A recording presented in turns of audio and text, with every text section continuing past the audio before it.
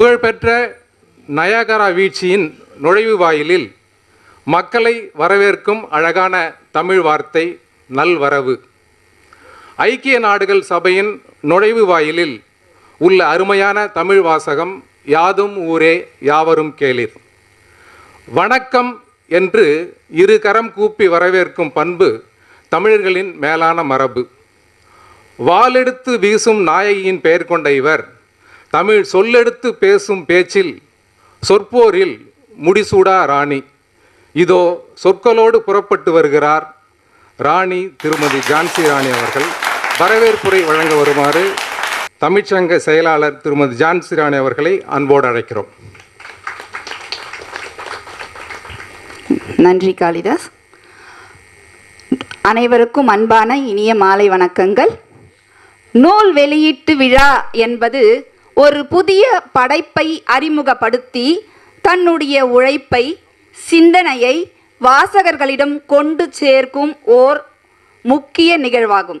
இது எழுத்தாளனின் உழைப்பை அங்கீகரிப்பதோடு புத்தகம் சார்ந்த ஆரோக்கியமான கருத்து பரிமாற்றங்களுக்கு வழிவகை செய்கிறது.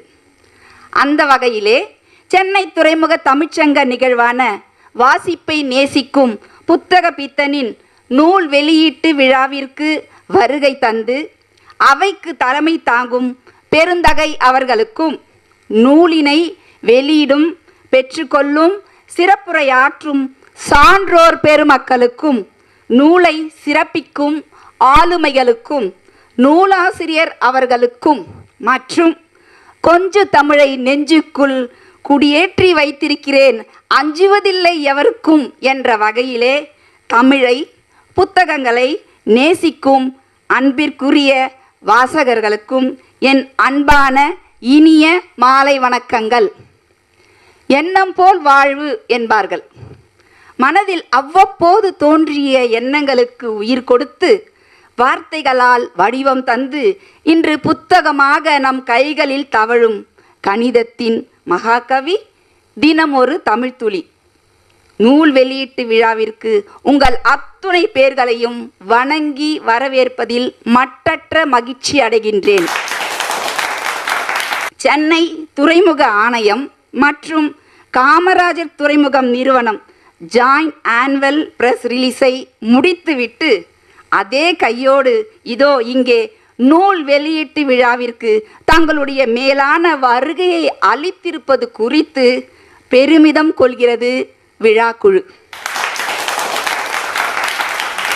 பல்வேறு அலுவல்களுக்கு இடையே தமிழ் பணியை என்னால் ஆற்றவும் முடியும் என்ற உயரிய நோக்கோடு தமிழுக்கும் நூலுக்கும் சிறப்பூட்டி இந்த விழாவிற்கு தலைமை தாங்கி நூலை வெளியிடும் பெருந்தகை ஐயா விஸ்வநாதன் இந்திய ஆட்சிப்பணி தலைவர் சென்னை துறைமுக ஆணையம் அவர்களை மிகுந்த மரியாதையுடன் உங்கள் ஆரவார கரவொலிக்கு இடையே வருக வருக வருக என வரவேற்கின்றேன்.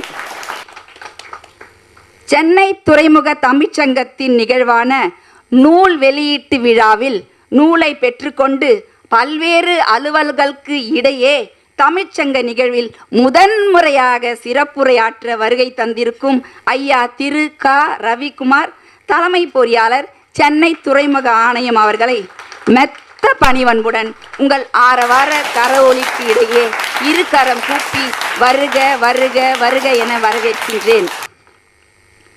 நூல் என்பது வெறும் எழுத்தாளனின் தொகுப்பு மட்டுமல்ல, படைப்பாளியின் உணர்வுகளின், தேடல்களின், சமூக பார்வையின் வெளிப்பாடு.